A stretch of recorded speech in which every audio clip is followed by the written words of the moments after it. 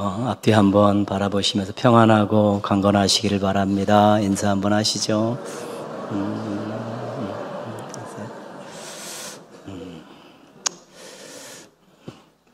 인색하게 한 분하게 하지 마시고 또 이렇게 여러분에게 하셨으면 좋겠습니다. 그 진품 명품이라는 그 TV 장수 프로그램이 있습니다. 개인이 소장하고 있었던 뭐 책이나 뭐 지도나 또 그릇이나 가구 이런 물품들을 이제 가지고 나오면 전문가들이 이제 감정을 합니다.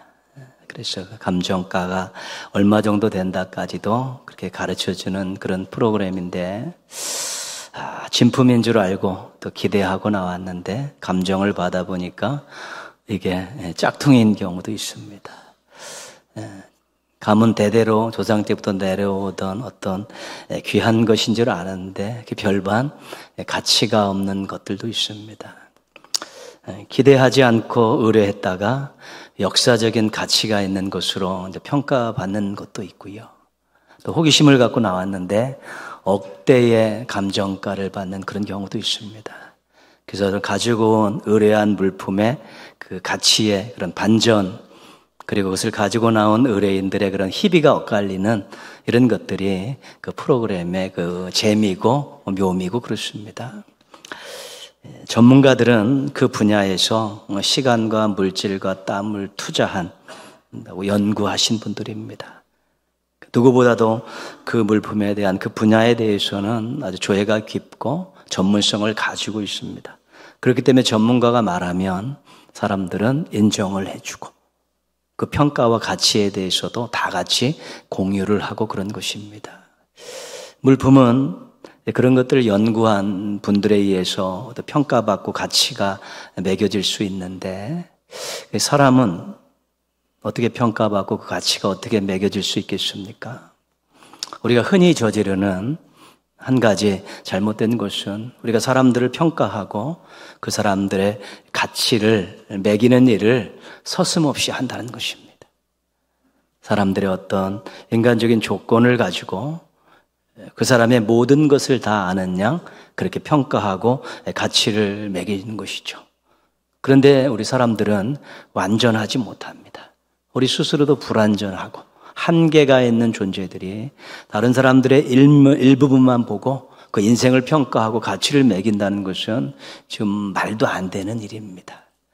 우리가 그분의 태어나서 오늘까지 살아왔던 모든 삶을 다 보지 못했습니다. 그분이 어떤 생각을 가지고 있고 어떤 마음을 품고 살았는지 알 수 없습니다. 살면서 겪었던 많은 일들을 우리가 다 알지 못합니다. 그럼에도 불구하고 한 면만 보고 그 사람을 평가하고 가치를 매기는 이런 일들에 대해서 서슴없이 하는 것만큼 위험한 일은 없는 것입니다. 이런 것 때문에 우리가 여러 가지 어렵고 힘든 일들이 생겨나는데, 이 사회의 문제는 뭐냐면 사람들을 폄훼하고 차별하고 무시하는 이런 일들이 사람들을 평가하고 값어치를 매겨서 생기는 안 좋은 일들이라는 것입니다. 한 사람이 이 땅에 태어나서 사는 동안에 많은 여러 가지 일들을 겪고 또 다양한 모습들로 사는데, 거기에 대해서 사람이 평가하고 그 사람의 어떤 삶에 대해 존재에 대해서 가치를 매기는 일들은 절대로 해서는 안 되는 것입니다. 세상에 있는 많은 사람들 중에 사람들의 평가를 듣고 가치 매김 때문에 우울하게 살고 힘들게 살고 심한 경우에는 자신의 생명을 던지는 일도 생겨나기 때문에 그런 것입니다. 자신이 소중한 것만큼 다른 사람도 소중하다는 생각을 가지고 그냥 그대로를 인정해 주려 하고 또 미래의 소망을 가지고 긍정적인 눈으로 바라보는 것은 우리가 할 수 있는 일이지만, 일면을 보고 한 정해진 그런 기간만 바라보면서 평가하고 가치를 매기는 일들은 해서는 안 되죠. 우리는 사람에 대한 전문가가 아니기 때문에 그렇습니다. 실수할 수 있고 어처구니 없는 평가와 가치를 매길 수 있기 때문에 그런 것입니다. 우리가 자신을 소중히 여기는 것만큼 다른 사람을 소중히 여기면 세상은 지금보다 훨씬 더 아름다워질 수 있습니다. 따뜻해지고 관계도 좋아지고 서로서로 인정하고 돕고 그렇게 살아가는 정말 평화로운 세상을 만들어갈 수 있는데, 실은 신앙에서는 그런 나라를 하나님 나라라고 이야기하는 것이죠. 왜냐하면 하나님께서 사람들을 동일하게 그렇게 보고 계시기 때문에, 인정할 거 인정해 주시고 모든 것들을 다 해주시기 때문에 하나님 나라에서는 모든 사람들이 다 아름답고 귀한 삶을 살 수 있기 때문에 그런 것입니다. 사람들을 쉽게 평가하고 단순하게 가치를 매기는 그런 풍조가 이 세상에 있습니다. 그러나 신앙인들은 그들과는 다른 생각과 판단과 행동을 하면서 사람들을 대할 수 있어야 되는 것입니다. 그것이 신앙인과 비신앙인의 큰 차이가 될 수 있어야 됩니다. 모쪼록 여러분들이 신앙을 가진 분들로서 사람들의 일면만 보고 부분만 보고 함부로 평가하고 또 가치를 매기는 일들은 절대로 하지 마시기를 주님의 이름으로 부탁드리겠습니다. 그럼 사람의 전문가는 누구입니까? 그 사람을 만든 분입니다. 그 사람의 태어나서부터 죽을 때까지 모든 것들을 다 알고 계신 분이고요. 그 사람의 마음과 생각까지 다 감찰하실 수 있는 분이 사람의 전문가입니다. 모든 것을 다 알고 계시기 때문에 판단할 수 있고 평가할 수 있고 가치를 매길 수 있는 것이죠. 그분은 바로 우리 신앙인들에게 있어서는 우리 하나님이십니다. 우리 하나님이 우리에게 생명을 주셨습니다. 우리가 이 땅에 태어날 때부터 우리가 이 땅을 마감할 때까지, 하나님 나라 갈 때까지 하나님께서 우리의 모든 것들을 다 알고 주관하고 계시죠. 인생의 생사화복을 주관하시는 분이고요. 사람들의 마음을 감찰하시고 그 생각을 다 알고 계신 분이기 때문에 하나님은 저 사람이 어떤 존재인가를 다 알고 계시죠. 그 신앙의 중요한 부분 중에, 중요한 내용 중에 하나는 뭐냐면, 하나님이 나를 어떻게 생각하시고 하나님이 나에게 얼마만의 가치를 매기고 있는가, 이 부분을 아는 것, 이 신앙의 아주 중요한 내용입니다. 하나님께서 나를 어떻게 보고 계실까? 하나님 나에게 얼마만한 가치를 매기고 있을까? 이런 것들을 우리가 생각하고 고민하고 또 말씀으로 확인하고 또 기도하면서 우리가 정답을 찾아야 되는 것이고, 이거의 정답을 찾을 때만이 우리가 신앙생활을 제대로 할 수 있고 인생을 멋지게 살 수 있고 다른 사람들과 세상에 대해서 올바르게 대우할 수 있게 되는 것입니다. 황옥연이라는 분의 사랑이라는 시입니다. 사랑이라는 시인데요, 바닷가에 서면 조갑이 만한 나, 치악산에 서면 여치같이 작은 나, 그런데 하나님은 나를 산보다 바다보다 더 크대요, 더 크대요. 그죠? 바닷가 그 넓은 데 가면 우리가 조갑이도 크게 했을지 모르겠습니다. 모래 한 알 정도 되겠죠. 작죠. 높은 산에 가면 여치 한 마리 뛰어노는 게 얼마나 보이겠습니까? 그 정도로 우리가 작고 작은 인생인데, 하나님은 우리를 보시면서 너 바다보다, 산보다 크다고 자꾸 말씀하신다는 것입니다. 단지 사이즈를 말씀하시는 것이 아니라 초라하게 보지 않고 귀하게 보신다는 것입니다. 어둡게 보시지 않고 밝게 보고요, 부정적으로 보시지 않고 긍정적으로 보신다는 것입니다. 그래서 하나님께서 보시고 인정해 주시는 이 부분을 가지고 하나님의 사랑이다, 그렇게 고백하는 동시와 같은 그런 내용입니다. 이사야 43장 4절 보시면요, 내가 내 눈에 보배롭고 존귀하며 내가 너를 사랑하였은즉. 이사야 선지자를 통해서 하나님께서 이스라엘 백성들에게 하신 말씀입니다. 지금 이스라엘 백성들이 참 힘들게 살고 있습니다. 나라를 빼앗기고 포로 생활도 했고 재건돼야 돼 힘들게 살아가고 있는데 환경을 바라보면 답답합니다. 포로 생활을 하고 지금 힘든 삶을 살아가는 자신들을 보면 초라하게 보일 수가 있습니다. 근데 하나님께서 이사야 선지자를 통해서 내가 내 눈에 보배롭고 존귀하다, 내가 너를 사랑한다, 그렇게 하시는 말씀을 전하고 있는 것입니다. 환경을 보면서, 택한 백성들아, 나의 백성들아, 환경을 보면서 한탄하지 마라. 자기 자신을 초라하게 여기면서 스스로 힘들게 살지 마라. 내가 너희를 보배롭고 존귀하게 여기고 있고 내가 너를 사랑한다. 너희들은 가치 있는 존재고 나에게 사랑의 대상이다. 이것을 알고 환경을 넘어서서 사람들의 시선을 의식하지 말고 자신을 부정적으로 보지 말고 용기 100배 해서 미래를 향해 소망을 가지고 살라고 그렇게 주시는 것입니다. 하나님께서 택한 백성을 보배롭다라고, 너는 존귀한 자라고, 내가 너희를 사랑한다라고 평가하시고 그렇게 가치를 매겨주시는 것입니다. 이스라엘 백성들이 포로 생활 끝나고 소망을 가질 수 있었던 이유는 여러 가지가 있지만 하나님께서 여전히 그들을 기억하고 계시고 백성으로 생각하고 계시고 보배롭고 존귀하게 여겨주시고 무조건 솟아나는 사랑으로 조건 없이 사랑하시는 그 사랑 때문에 용기를 내고 보따리를 싸가지고 고국 땅에 돌아올 수 있었고 폐허가 된 그 위에서 다시 재건의 기치를 들 수 있었던 것입니다. 여러분들은 자신을 어떻게 평가하고 자신에 대해서 얼마만큼의 가치를 부여하고 있습니까? 여러분의 주변 사람들이 여러분들을 어떻게 평가하시고 여러분들을 또 얼마만한 가치 있는 존재로 대하고 있습니까?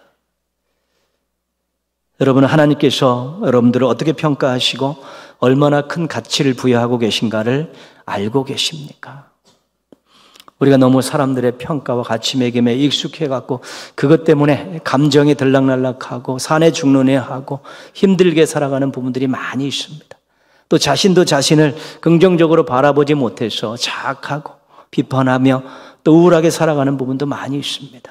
그럼 우리 신앙인들에게 있어서는 하나님께서 나를 어떻게 보고 계시고 나에게 어떤 가치를 매기고 있는가, 이런 부분들을 우리가 분명히 깨닫게 되면 사람들의 시선을 넘어서고 또 자신의 시선을 넘어서 하나님의 시선으로 자신을 보면서 훨씬 더 긍정적이고 소망을 가지고 살아갈 수 있게 되는 것입니다. 예수님을 믿고 구원받은 우리들은 특별히 예수님과 관련돼서 우리 자신들의 가치를 잘 알 수 있어야 됩니다. 고린도후서는 사도 바울의 자서전적인 내용이 담겨 있습니다. 그가 복음 전파자의 삶을 살면서 얼마나 많이 힘들었게 살았는가, 그 고난의 그 내용들이 자세하게 기록이 되어 있습니다. 상상을 초월합니다. 하나님께서 어떻게 하나님의 일을 시키시면서 이렇게 힘들고 어렵고 고달픈 삶을 살게 하셨나, 그런 의구심이 들 정도로 엄청나게 많은 고난을 받았습니다. 근데 고린도후서의 또 많은 부분은 신앙인과 하나님의 종들의 정체성에 대한 부분들을 많이 이야기해 주고 있습니다. 하나님이 나를 어떻게 생각하신가? 하나님이 나를 어떻게 보고 계신가? 하나님이 나에게 얼마나 가치를 주고 계신가? 이런 부분들이 많이 있죠. 그러니까 사도 바울은 결국은 하나님이 자신을 어떻게 생각하시고 자신을 얼마나 가치 있는 존재로 생각하시냐에 대한 확신이 있었기 때문에 그 많은 어려움들을 딛고 일어서서 복음을 전하는 일들을 죽을 때까지 감당할 수 있었던 것입니다. 오늘 7절 말씀 보시면요, 우리가 이 보배를 질그릇에 가졌으니, 보배가 나오고 질그릇이 나오고, 질그릇은 흙으로 가지고 만든 그릇이 질그릇입니다. 진흙을 구워 만든 그릇이죠. 성경에서 질그릇을 말할 때는 두 가지 의미가 있습니다. 한 가지는 만들어진 존재라는 것이죠. 피조물이라는 것이죠. 토기장애인 하나님께서 만드셨다는 거예요. 질그릇 같은. 그러니까 우리가 질그릇 같은 인생인데 토기장애인 하나님께서 우리를 만드신 것입니다. 우리에겐 주인이 있다는 것입니다. 또 하나는 연약하다는 것이죠. 볼품도 없지만 깨어지기도 쉽다는 것입니다. 우리 사람들이 사람의 말 한마디에 막 무너지고 가짜 뉴스에 무너지고 어려운 환경에 무너지는 그렇게 연약한 존재들이죠. 이거 질그릇 같은 인생이라고 할 때는 우리는 하나님이 만드신 하나님의 주인이신 인생입니다. 우리는 연약하고 볼품없고 깨지기 쉬운 그런 존재들입니다라는 그 의미가 이 질그릇 속에 담겨 있는 것입니다. 그런데 질그릇 안에 보배가 있다고 말씀하고 있죠. 이 보배는 예수님이십니다. 질그릇 안에 보배인 예수님이 계시니까 이 질그릇이 더 이상 질그릇이 아닌 것입니다. 질그릇의 가치를 넘는 가치가 매겨지게 되었다는 것입니다. 구원에 관한 사도행전 4장 12절 말씀은 예수님이 질그릇 같은 우리 인생의 보배 같은 인생이라는 것을 말씀해 주고 있습니다. 다른 이로서는 구원을 받을 수 없나니 천하 사람 중에 구원을 받을 만한 다른 이름을 우리에게 주신 일이 없습니다. 하나님께서 구원에 관한 하는 예수님 통하지 않고는 이루어질 수 없게 그렇게 만들어 놓으신 것이죠. 그래서 우리가 보배 되신 예수님을 질그릇 같은 인생들이 보배 되신 예수님을 믿고 예수님을 마음속에 구주로 영접하면 이제 구원받죠. 영원한 생명을 누리게 되고 하나님의 자녀가 되는 것이지요. 멸망받을 수밖에 없는 인생이 구원을 받게 됐고요. 사탄의 종로로 다른 사람이 하나님의 자녀가 됐고요.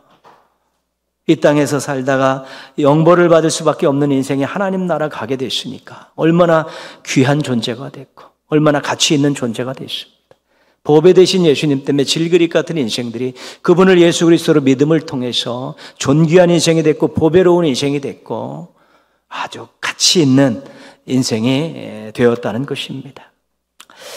하나님께서 우리들을 이제 구원하셨는데 보배 되신 예수님 때문에 요한일서 5장 12절은 조금 다른 각도에서 말씀해 주고 있는 내용인데요.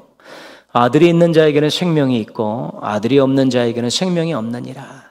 예수님 안에 하나님의 아들인 예수님 안에는 생명이 있습니다. 이렇게. 근데 질그릇 같은 우리가 그 예수님을 이렇게 마음속에 구주로 모시면 그 예수님 안에 있는 생명이 우리 것이 되는 것입니다. 우리 것이 되는 것입니다. 예수님이 없으면 생명이 없습니다. 예수님 안에 생명이 있기 때문에 예수님을 구주로 묻고 믿을 때 그 예수님 안에 있는 생명이 우리 것이 된다는 것이죠. 그래서 우리가 영원한 생명을 누리게 됐고 하나님 나라에 갈 수 있게 된 것입니다. 예수님 없이 구원 없습니다. 예수님 없이 영생 없습니다. 예수님 없이 하나님 자녀 될 수 없습니다.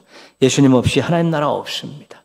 그래서 질그릇 같은 인생의 예수님은 우리들의 보배인 것입니다. 가장 귀한 분, 그 어떤 것 다 바꿀 수 없는 가장 존귀한 분, 보배 같은 분이 바로 예수님이십니다.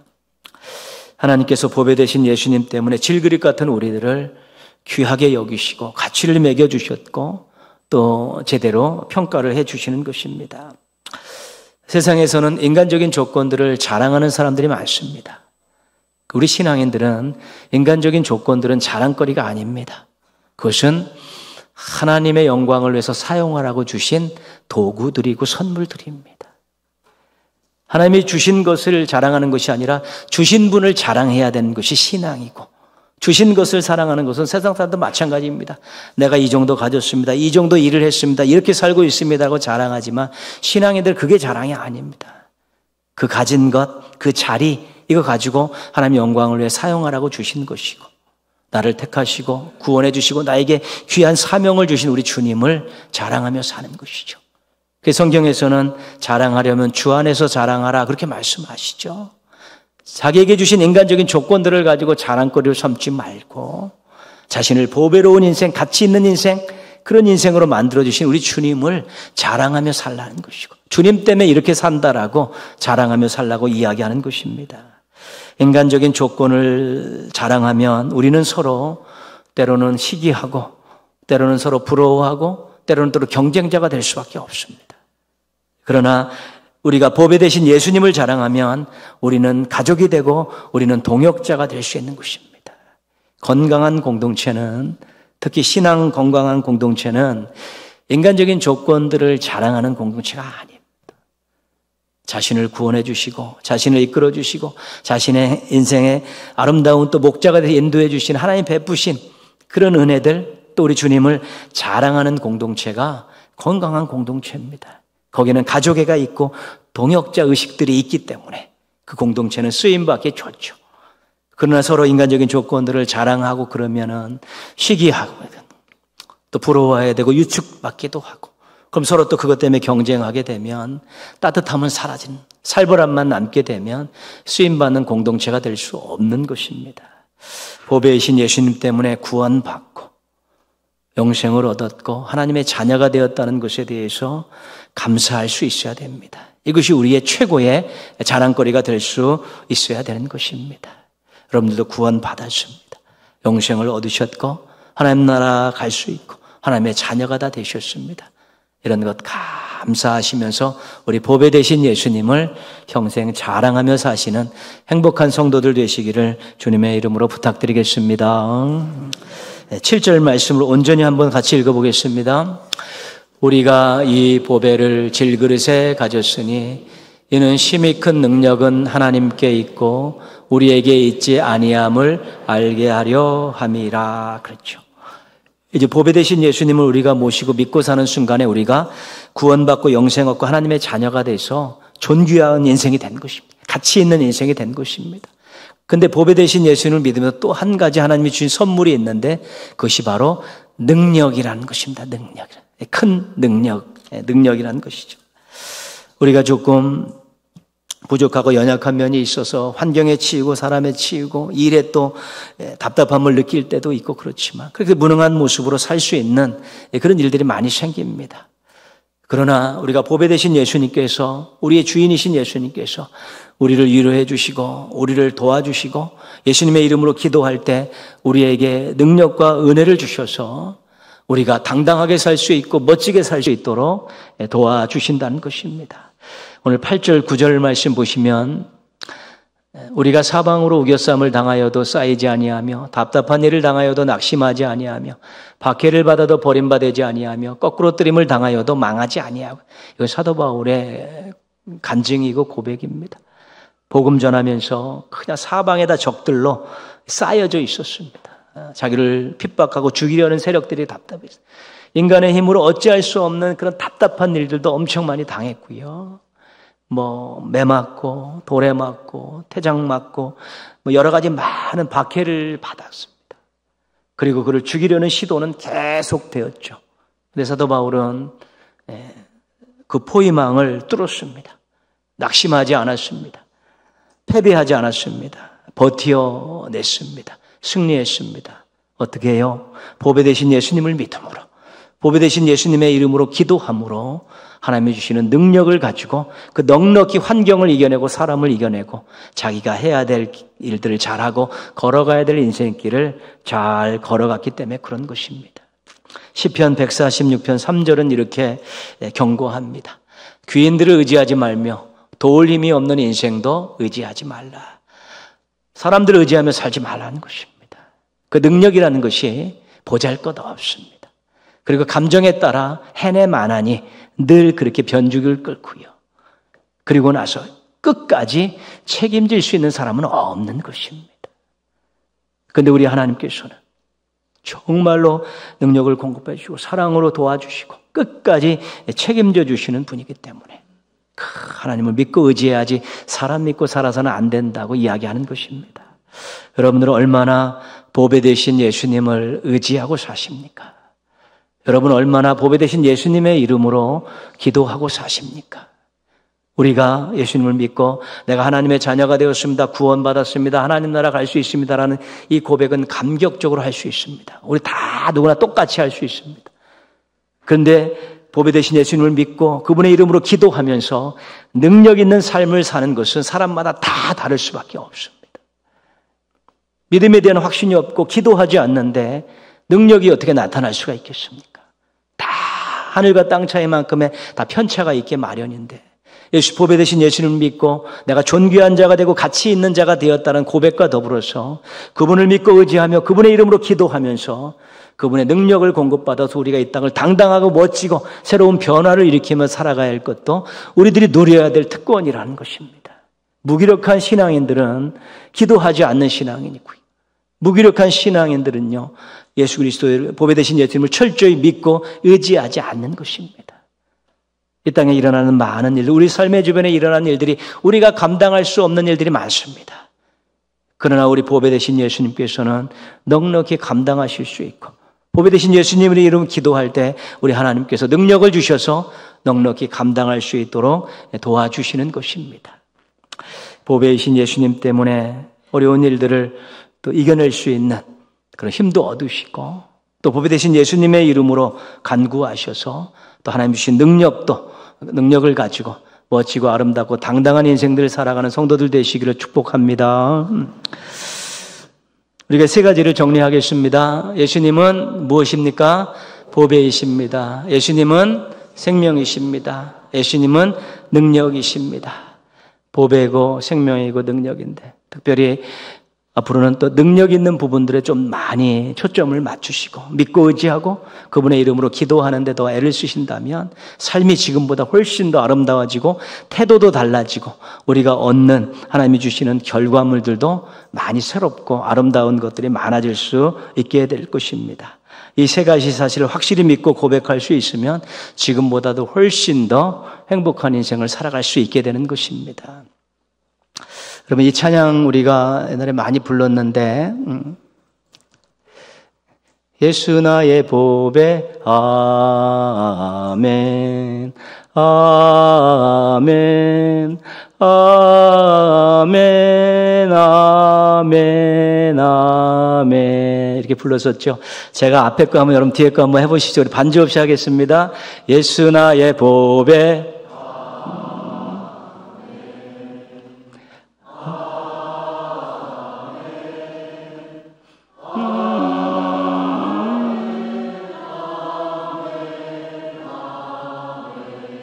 예수 나의 생명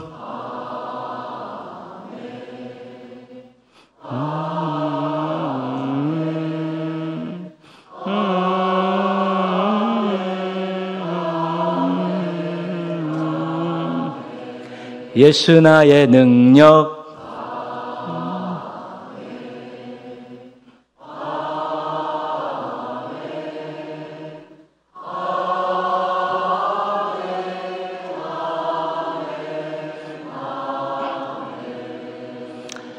이 믿음과 고백을 가지고 당당하고 여유 있고 행복하게 사는 성도들 되시기를 축복합니다.